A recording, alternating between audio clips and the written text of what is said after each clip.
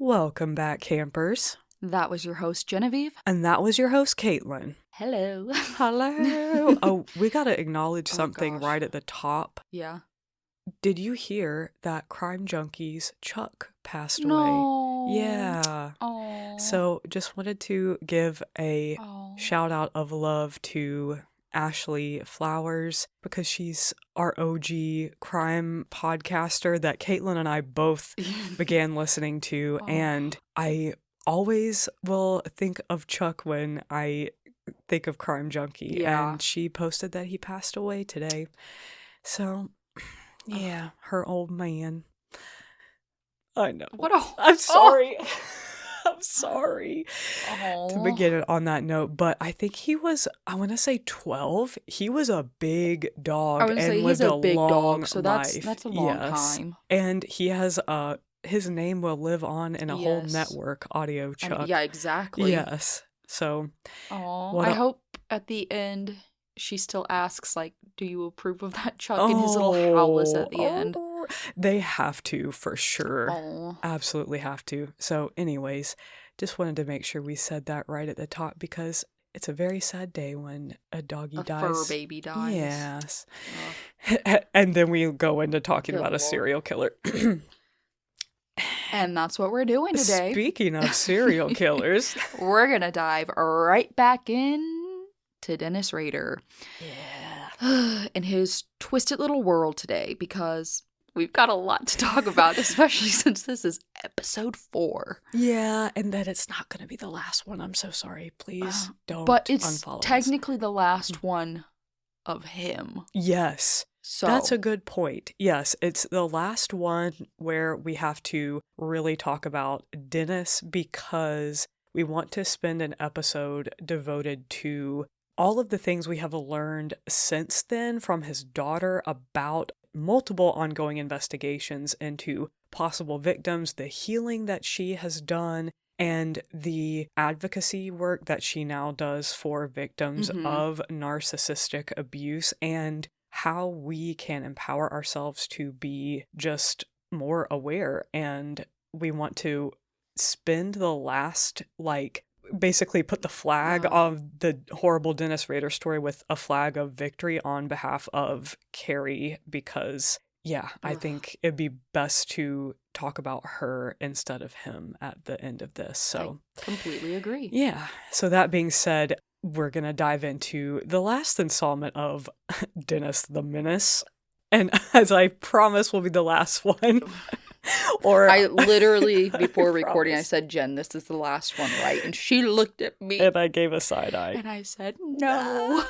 But we're wrapping it up. Just know justice is served. And yeah, let's get into this. Lights out, campers. Oh man, the mountains call my number one. I'm just a life-size lottery ticket in the hand of the one. When we last left you, it was December 1977, and Dennis had managed to carry out what he considered to be his quote-unquote perfect project, the murder of 25-year-old Nancy Fox. He'd also gotten butthurt that he didn't wake up to her murder plastered on the front page of every newspaper. So he'd picked up a payphone and made the terrifying call we played for you at the end of the last episode.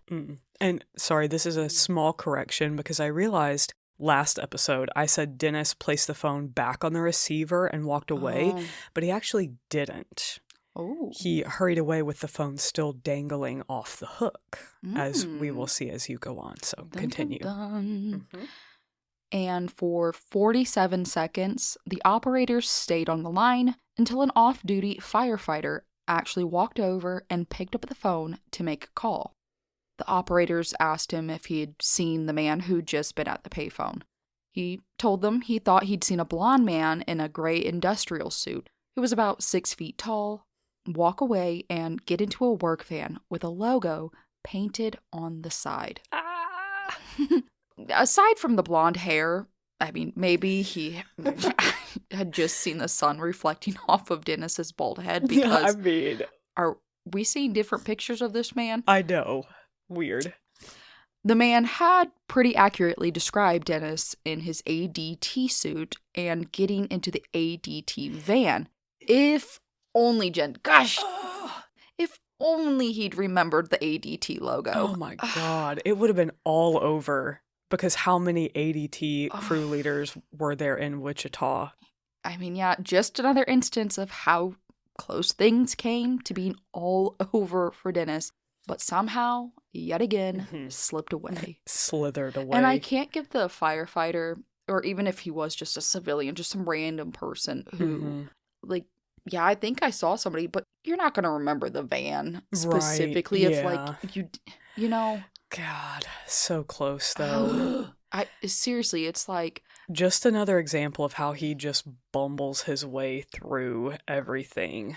But not today, motherfucker. Not today, as of today in 2025. Exactly. No. But right now, he's still getting away with things. And at 8:22 a.m. that same morning, 2 officers arrived at Nancy's duplex and were met with silence when they pounded on the door. They found a cut phone line in her backyard and a smashed storm window near the ground, with drapes covering the view to the inside. When they called out and no one answered, they pushed the drapes aside and saw a woman dressed only in a pink sweater, lying face down and motionless on a bed with her ankles tied tightly together with yellow fabric. So they kicked down the front door. The house was incredibly clean and tidy, which made the sight of Nancy's purse and her jewelry box dumped out across her dresser and the kitchen table, and the phone dangling off the receiver look especially eerie. Next to her body, they found a blue nightgown that was later confirmed to be stained with semen. At around 10:30 that same morning, Nancy's mother, Georgia, was just about to open the doors to St. Joseph's Hospital cafeteria, where she worked as its supervisor, when a security guard asked her to accompany him to a room filled with law enforcement. Georgia was a tiny woman and only 5 feet tall, but as soon as she heard that her daughter had been murdered, she flung herself at the officer tasked with giving her the terrible news, and she beat her tiny fists on his chest until she collapsed in grief. Georgia, understandably, could not bring herself to set foot in Nancy's house, so her sister, Nancy's sister, Beverly, took a leave of absence from her own job as a nurse to come pack up her belongings. Beneath the bed where Nancy had been murdered, Beverly found a brand new Tonka truck that Nancy had tucked away to give her 2-year-old nephew Thomas for Christmas. At Nancy's funeral service, so many people came that her childhood church was overflowing onto the lawn. It would be 3 full months before George's doctor would clear her to return to work, and even then a simple kind word or touch from a coworker could reopen her floodgates of grief. Nancy's youngest brother, Kevin, was so devastated by her death that he dropped out of school and wouldn't be able to talk about it for 27 years. I hate having to sit in that information. Yeah. But I think that it's so important that if we know those little details in the aftermath, that we're sharing them along with the forensic details that we learn and, things about the crime scene, because I don't feel like, especially with these older crimes, because now we're getting into, this is like 50 years ago almost, that almost the impact on someone's loved one's day-to-day life and then the ripple effects into the rest of their life kind of get glossed over. Like when we talk about these murders from like the 1800s, the early 1900s, it gets lost in the drama of catching the killer, but it never ever gets any easier, no matter what decade someone's loved one gets murdered in. That Georgia had her baby horrifically murdered. Her sister had her sister and best friend murdered. Her nephew had his auntie taken away. Like, her younger brother had her his older sister who taught him how to drive taken away, and you just are never the same after that. I mean, losing a family member, and especially like in this type of way, and even if like she had died of not natural causes, it's like losing a limb. Like that you've ever known is this person, and like yeah. I mean, and it shows how kind and caring and loving she was to. Yeah. And how senseless and evil someone like Dennis Rader is, that the utter disregard for anyone but your own sick, twisted, evil fantasy is just beyond my ability to grasp or understand.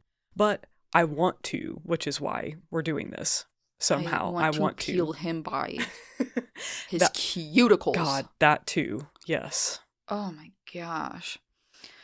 Dennis, meanwhile, after ripping away someone's daughter from them, now had one of his own, who he and Paula named Kerri.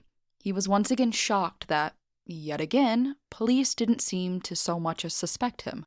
In today's world, thanks to everything we have learned from monsters who hid in plain sight, like BTK, Ted Bundy, Scott Peterson, Chris Watts, and Ruby Frank. To name just a few, a tiny drop in the bucket. We are much more suspicious of people who seem to have everything together all the time. Genuinely. Yeah. The people whose lives are too perfect. Yeah. But in 1977, when criminal profiling was still in its infancy, someone like Dennis would have been at the very bottom of the FBI suspect list.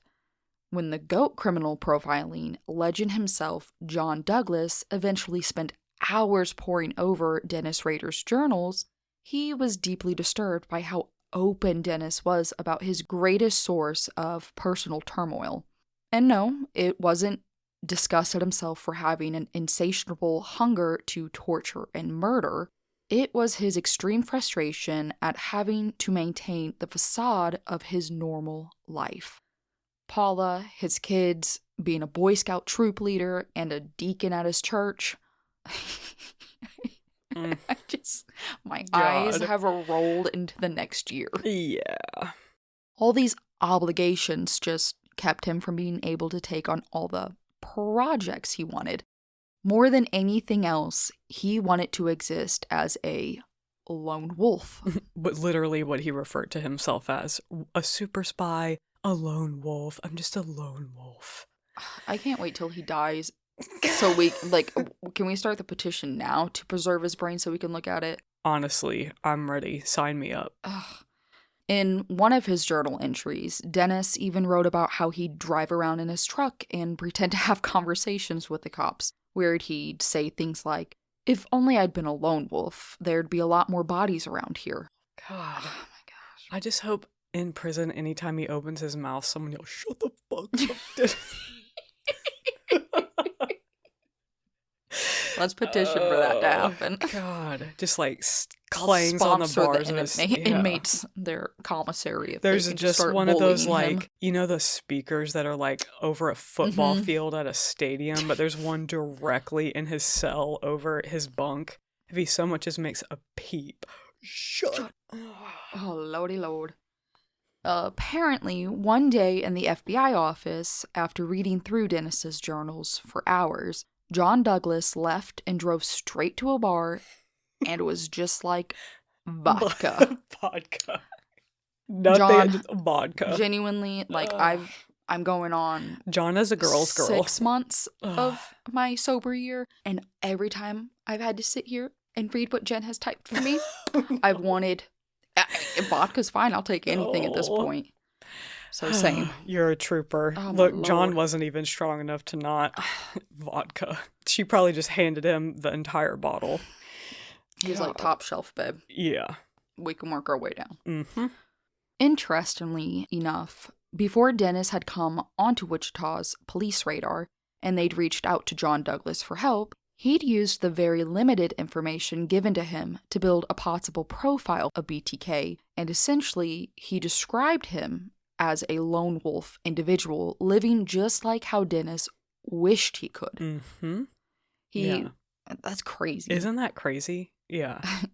He wanted to fly under the radar and murder without ever being caught.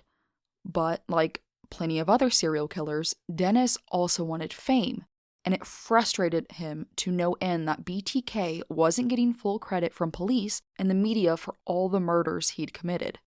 If the public didn't collectively know BTK existed, they couldn't live in fear that they might be next. And Dennis loved the idea of having this level of control over Wichita. Mm-hmm. And isn't that ultimately their downfall so many times, is they just need to be bizarrely adored / feared, and it always like smoking a fox out of its den.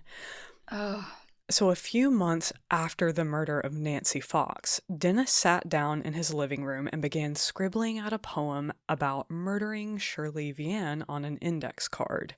When Paula came in, he stuffed the card down between the cushions of the seat, but he forgot to go back and get it.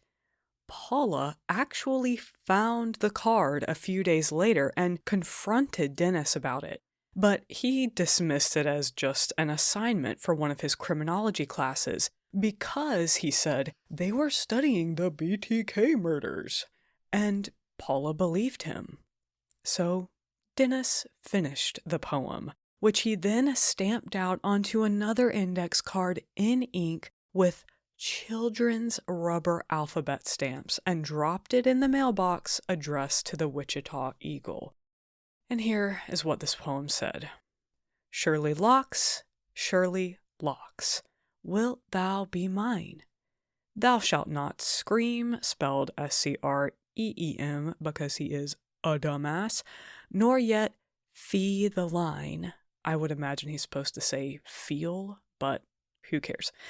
But lay on cushion and think of me and death and how it's going to be. BTK. Poem for Nancy Fox next. First of all, that would have been an automatic F in a real criminology class, because that is the dumbest fucking thing I've ever read. But Kaitlyn, this next part is one of my favorite things that happens in this entire story. So you know how Dennis was butthurt because that night he murdered Nancy, there was nothing on the news about it the next morning. Well, with this poem, Dennis fully expected a media freakout, but whoever processed the mail for the Wichita Eagle glanced at the poem and figured it must be a submission for their special Valentine's Day section that they did every year in the classified ads. Oh my. Where people would send in like Valentine's messages and get them printed in the paper. Oh my God. And you were supposed to send cash with these to pay for your spot, but there was none in the envelope that Dennis sent. So the mail person just glanced at it, was like, oh, it's just some shitty Valentine's poem. But they didn't pay, so they tossed it in what the paper called their dead letter file. Dennis, as you can imagine, was outraged. So he said, fuck the newspaper. I'm going to the TV news. The best name ever for a news station, Kait TV, Kake to be exact. On February 10th, 1978, a Kait TV receptionist opened the letter that would finally unleash the knowledge that a serial killer was on the loose to the people of Wichita. I know we've been laughing at how dumb he is, but this would have been actually terrifying. This time, Dennis had aggressively typed out BTK 4 times across the top of the paper, and the He's like, you will hear me. BTK, BTK, BTK. They're really like, who? Somebody has Tourette's.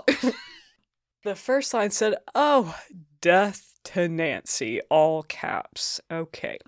The best way we can describe this 2-page single-spaced letter is that it was like if a serial killer was also a toddler having a tantrum over not getting the toy he wanted.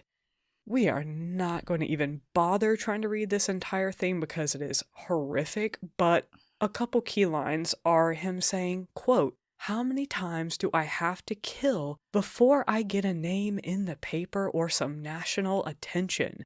Do the cops think that all those deaths are not related?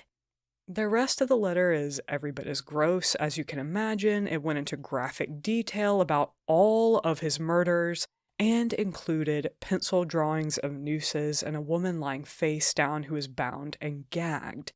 Journalists at Cake TV knew they had to get the letter to police right away, but they were also freaked out. And this is kind of the conundrum between journalism and police work, is that this was a huge story. They wanted to get it out there to the public as soon as possible, but if there actually was an active serial killer on the loose, this could potentially impede an investigation, or police could say, no, this is a hoax. You're just going to freak people out. Do not. They're going to confiscate it, and they could lose a story. Because either way, it's a really good story. But these guys at Cake TV, by all accounts, were very ethically, sound journalists and did the right thing, took this directly to the police, and to their relief, upon reading the letter, police shared actually they had long suspected that all 7 murders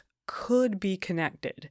But until now, they didn't feel they had enough evidence to really solidify these opinions or make them known to the public. Because if you remember, as we've been going through all these, at every murder, especially the 2 right after the Otero murders, is when the wheels really start turning. I was like, oh, there's some weird similarities. That was Kathy Bright and the attack on Kevin Bright. And then I want to say it was Shirley. Was it Shirley Vian next? Okay. I believe so. They were like, oh, maybe they are, maybe they're not. But this letter, which held an incredible amount of detail that had not been made to the public about every single murder, just like with the Oteros, remember they got that letter and they were like, holy shit, this person hasn't had access to this information, so they must be the killer.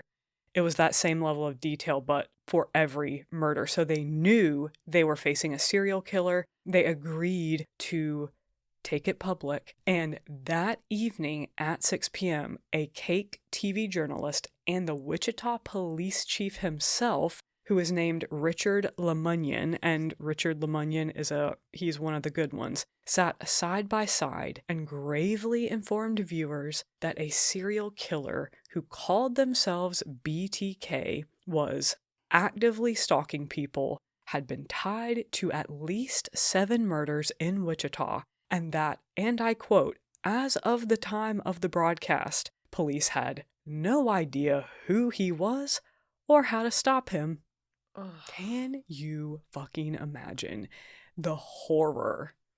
And of course, this was actually exactly what Dennis wanted, but they had to do it because what are you just going to do? Be like, nah, it's fine. You have to let the public know. Absolutely. Nobody knew it was some fugly ass bitch sweating, gagging himself in his parents' basement with fishnets on. Hanging himself on the family camping trip. Ugh. Yeah.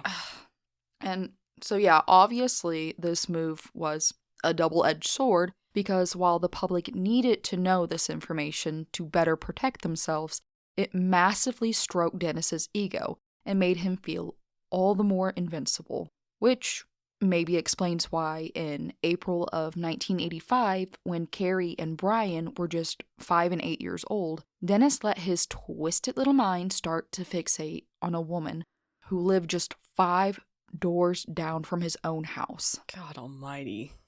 Clearly, his checklist had gone completely out the window. Again, I just need to see his brain. He is a walking contradiction. I mean, this time his fixation didn't happen at random on first glance like it had with Nancy Fox. It was gradual. Over years of neighborly pleasantries he'd exchanged whenever he'd been walking their family dog, or he and Paula would be driving to church and pass their neighbor in her front yard tending to her flowers.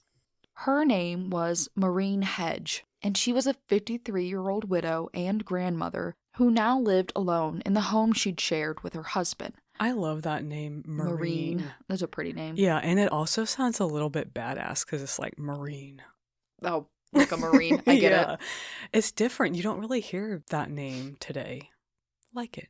Maureen's a good name. Yeah. You wouldn't want to be called Army. No.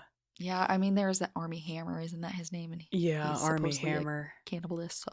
Ooh, Or wannabe. No. Anywho, Maureen, I do like that name. Mhm. And she had been lonely in their house since her husband had passed, but she filled her time by working at a hospital coffee shop and spending time playing bingo with her friends and visiting with her 4 children and her 3 grandchildren. Lately, she had been teaching her grandkids how to cook from scratch, and apparently hush puppies and fried fish were her specialty. Hell yeah, Maureen. Sign me up. Mm-hmm. Ooh. Damn. I Oh. can put away some hush puppies. I fucking swear. Mm. I still think about hush puppies from North Carolina. Oh, I'm so full from dinner right now, but I could put away if there was a basket fresh out. Yes. Oh my god. Mm. Big back. Yes. Whew. And Maureen also prided herself in taking care of her appearance and always matched her stockings and shoes to her outfit, even if she was just outside gardening. No. She was a deeply kind person, and everyone who knew her from church and the coffee shop, not to mention her family, adored her. And Maureen always made it a point to wave and be neighborly whenever she saw that nice young couple, Dennis and Paula Rader, and their 2 young children. By now, it had been 8 years since Dennis had murdered Nancy Fox, and in that time, he'd never stopped stalking and elaborately fantasizing about murdering women. Literally hundreds of them, y'all. Like, he just daily, constantly, it was always churning through his mind. But after nearly a decade, even intensely fantasizing and reliving his previous murders were getting boring. Plus, he'd been studying a lot about what the FBI thought of people like him, and he'd learned that they never would expect a family man to be such a sadistic killer, which all the more made him just want to prove them wrong. Again, walking contradiction. And this isn't stuff we're making up, y'all. This is shit this man literally wrote down in his journals. So he wants to be given credit. He doesn't want to be caught. He wants to throw it in the face that a family man can't commit murders, but he wants to be a lone wolf. Like, But what? Also, babe, you're not a family man. You're pretending to be one. Yes. You're... Mm-hmm. So, 100%. so they are right. Yes. There's a fantastic line in a book about him written by several of the journalists who were following closely on the story for like 20 full years. And they have this great line about how Dennis entered the doors of the church where he pretended to be a Christian. Mm-hmm. And it was so simple and so like That's profound, but was. it's so fucking like, oh, it just gave me a little zing. Mm. He entered the doors of the church where he pretended to be a Christian. And yeah.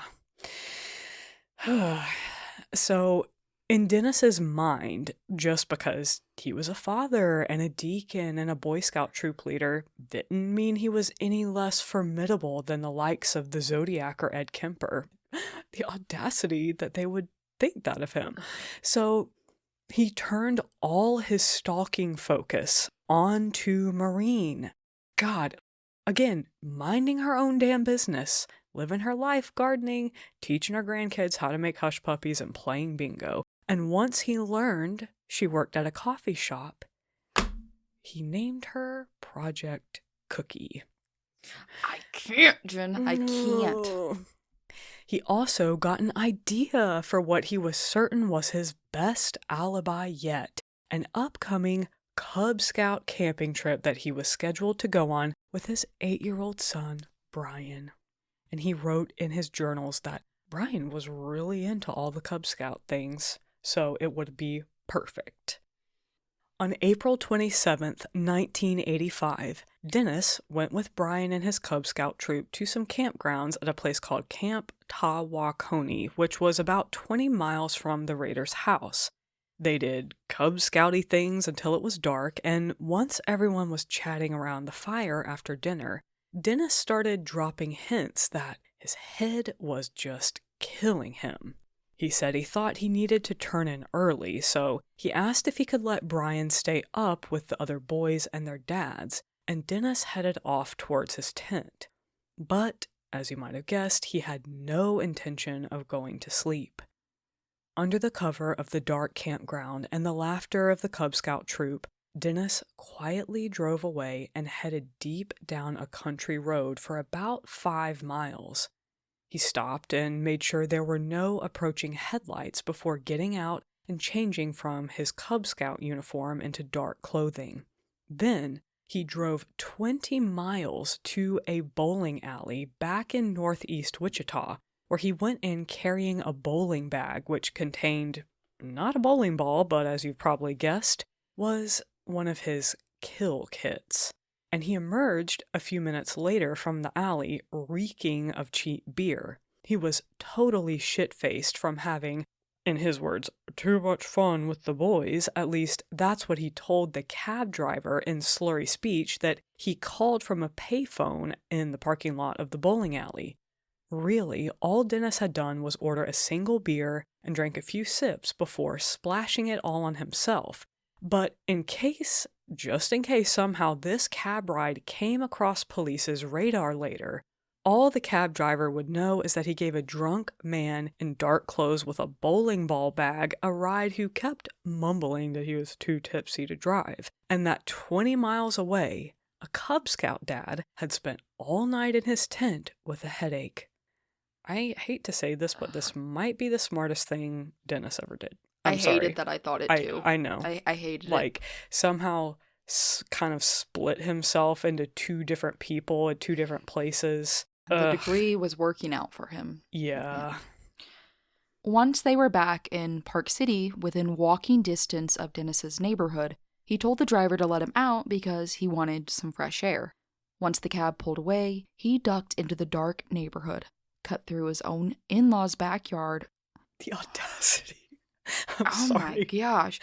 And a little park with a swing set that he took Brian and Kerri to, until he was jumping the chain link fence into Maureen Hedge's backyard. He knew she was always home from work by now, and her house was dark, and her car was in the driveway, so he figured she must already be asleep. He cut her phone line, and using a screwdriver, he jimmied open a back window as quietly as he could and crept down the hall towards her bedroom. But to his surprise, her bed was empty. Suddenly, he heard a car door slam and Maureen's voice, plus a man in her driveway, and he dove into a hallway closet with his heart hammering. The man came inside with Maureen, and for a full hour he remained motionless while Maureen and the man talked in her kitchen and said what Dennis would later describe as loving things to each other. Oh. She was seeing someone after her husband. Oh. At around 1 a.m., Dennis heard them exchange goodbyes and the man's car backing out of the driveway. You guys are in your 50s. It's 1 a.m. Spend the night. I know. Sorry. Also, you're in your 50s. It's 1 a.m. Guys, I'm in my 20s. I know. I can't do 1 a.m. And the moral of this story is... stay the night. Have Yeah. one night stand. Except don't, because someone might kill you. Just don't do anything. Stay in your house. Become a recluse. Check every closet and under the bed and behind shower curtains. Just cover yourself in guns. Guns and knives. Just everywhere. Several minutes after Maureen settled into bed. I'm sorry. Ew. Is my sleep paralysis demon Dennis Rader? Because, oh Lord, she felt someone sit down on it beside her. No. Oh. Before she even realized what was happening, Dennis put his gloved hands and closed them around her throat. She was so slight that in a matter of seconds, she lost consciousness, and she never regained it. She passed away so quickly that she didn't so much as stir when Dennis put handcuffs on her wrists and a garrote around her neck. God, it's so fucked up to say that, like, that it was a small mercy because it shouldn't have happened to begin with. Like, so I feel so gross saying that. Ugh. But it is a small mercy that she did not suffer. Yeah, but even then, like, those last minutes were spent in terror. Ugh. But That- I hate ugh. it so much. Ugh. Dennis would later write that this frustrated him because he didn't get to do what he'd wanted most of all, which was keep Maureen alive like he had Nancy Fox for long enough for her to know he was BTK. Good. Fuck you, good. Yeah. Like, Oh, I need her to know. Like, God, shut get up. fucked. God. Like, genuinely get fucked with a gun in between your fucking teeth. But yes. Now, up until this point, we've seen Dennis elaborately tie up his victim, leave them unclothed in a degrading position, and flee the scene after stealing a few trophies. But in the last few years, he'd realized that if he ever killed again, he'd have to change his MO to keep the police off his tail. Again, contradiction. Again, yeah. Especially with how, literally close to his home for him this attack was. Mm-hmm. As much as he liked BTK getting credit, he couldn't have police sniffing around his own street, so he wrapped Maureen Hedge's small body in her own bed sheets and stuffed her in the trunk of her own Monte Carlo. She was barely 100 pounds soaking wet, but Dennis, because he's a weak-ass bitch, Mm-hmm. could barely muster the strength to lift her. And then he did one of the worst things he's done to date. I think this was just his way of escalating since he's already killed Yeah. so many people at this point and been horrible and degraded them. And so this next bit is just his way of escalating because the escalation never ends. It Yeah. never ends because there always has to be a higher and Like, higher yeah. high for them. So continue. So Dennis Rader took Maureen Hedge's body to the Little Christ Lutheran Church in Park Circle, Wichita, where he himself had been nominated and accepted the position of the church's congregation leader, where he literally was a wolf in tweed clothing. That's poetry. Good job, Thank you. Jen. Good job. Yeah, I can't say sheep because I actually like sheep. I even like Fucking wolves. tweed clothing. Yeah. A wolf and tweed. Ugh. Ugh. He had a key, so he let himself in. Then found the black plastic sheets he'd stashed a few days before and used them to cover the windows in the church's basement before carrying in Maureen. For the next few hours, he posed her in degrading positions and took photographs before realizing that he still had to dispose of her body and get 20 miles outside of town. Back to the Boy Scout camp Mm-hmm. where his 8-year-old son was expecting him to be. Oh, mild inconvenience. Ugh. He dumped Maureen's body in a secluded area roughly 6 miles outside of town. And, of course, he couldn't resist leaving a pair of her pantyhose looped in elaborate knots close to her body. Had to leave that BTK signature. I'm glad his little, Ugh. his itch kept him being stupid. Mm-hmm. Yep. So after this, Dennis drove another 6 miles and left her car in the same shopping center parking lot with the bowling alley where he'd stashed his own car. And he later wrote that it was a real shame to leave Maureen's car because he said it was, this is the phrase he literally used, he said it was a hot car. So it was a shame to leave it, which I guess means like a cool car or a flashy car, but shut up, Dennis. As the sun came up, Brian Rader and the rest of the Cub Scout troop woke up to the smell of scrambled eggs and bacon being cooked by good old Dennis over the campfire. The next day, when no one could get a hold of Maureen and both she and her car were missing, police found themselves in no time walking up and down the Rader street, knocking on doors and asking neighbors if they'd seen anything. Paula and 6-year-old Kerri had been at home alone the night that Maureen went missing, and Kerri was terrified when she heard police were searching for her. Maureen, not Kerri. Yeah. And it also just struck me the thought that he was murdering her. Dennis was murdering Maureen just a stone's throw from where his wife and child slept.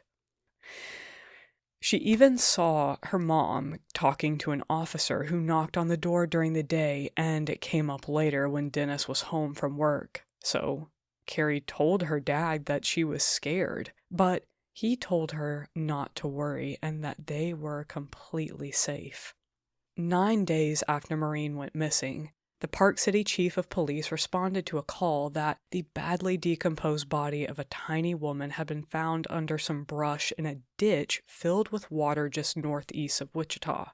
Her car had been found in the shopping center, and eventually they found her purse even further away, which was totally empty. And her body was in such bad shape that the best they could tell was that she had been strangled and that there were a pair of knotted pantyhose next to her body. So, just like Dennis had hoped, this placement of her body and, the rate of decomposition speeding up so much really threw law enforcement for a loop. The only thing about this murder that really imitated BTK was a cut phone line. Maureen was a good 20 years older than BTK's oldest victim, and her body had been dumped outdoors, and all his previous murders had been indoors in Wichita. Maureen's house was in Park Circle.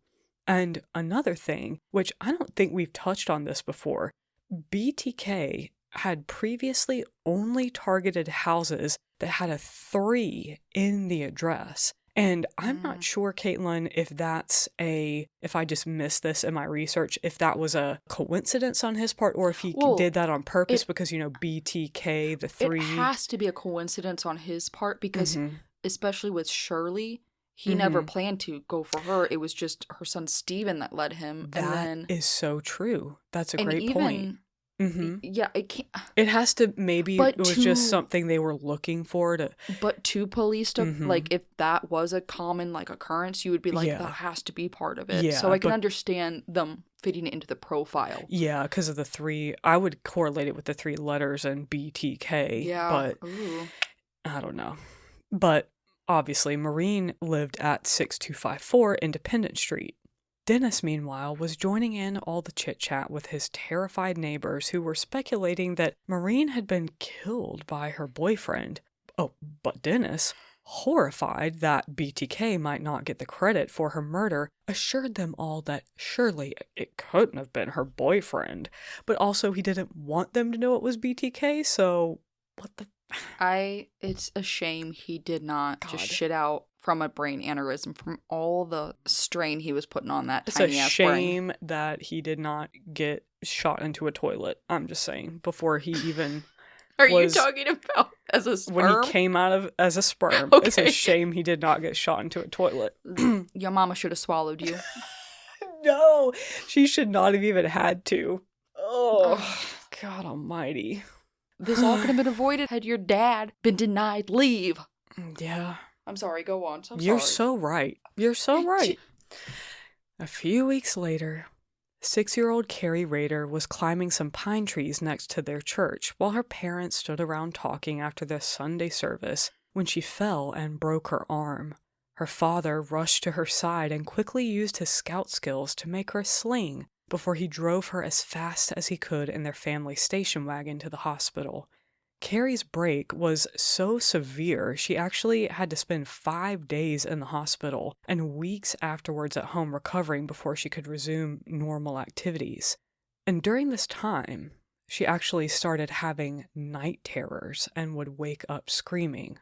Her mom or dad would rush into her room, and Kerri would insist, quote, "There is a bad man in our house, in my room." Her parents would reassure her that she was safe, and eventually she'd drift back to sleep. Okay, so we're going to pause our telling right here. We will be back next week with the final part, like I said at the beginning, but we are just but a little podcast, and Kaitlyn's laptop is about to be dead. And not by my own doing, I believe. I'm putting the blame on my 2-year-old. He yanked the charging cord out of it, and I think he now broke it. Oh, no. Oh, man. And it's not something Sam can help fix. Damn it, Sam. So, yes, we are going to leave you on that little bit of a cliffhanger, but just so you know, also at this stage of the game, behind the scenes at the Wichita Police Force, there is a detective named Kenny Landwehr, who has assembled a task force that was actually named the Ghostbusters, full of men who have made it their sole focus to pore over every single case file of every single murder that has been attributed to BTK, which up until this point hasn't included Maureen Hedge. But they are night and day, round the clock, digging deep into BTK, and what you're going to get to hear about next week, as well as the final part, is Dennis decides to pick the wrong neighborhood to mess around in, and that will be the neighborhood of Detective Kenny Landwehr. So he really, as if he wasn't flying too close to the sun already, let's just say he does a swan dive directly into it. And that really is the beginning of the end, which doesn't happen for another 20 years, but it happens thanks to his dumbassery. Anyways, guys, thanks for bearing with us this week and through this horrible story. We hope you feel like you are now a Dennis Rader expert and go do something that makes you feel good. Yeah. But not killing people. Yeah. All right. I feel like a broken record saying this because we just talked about it for the last hour, but you know that the world is kind of a scary, messed up place. So the only way to get through it is to have courage and stay kind. Of a bitch. Bye. Bye.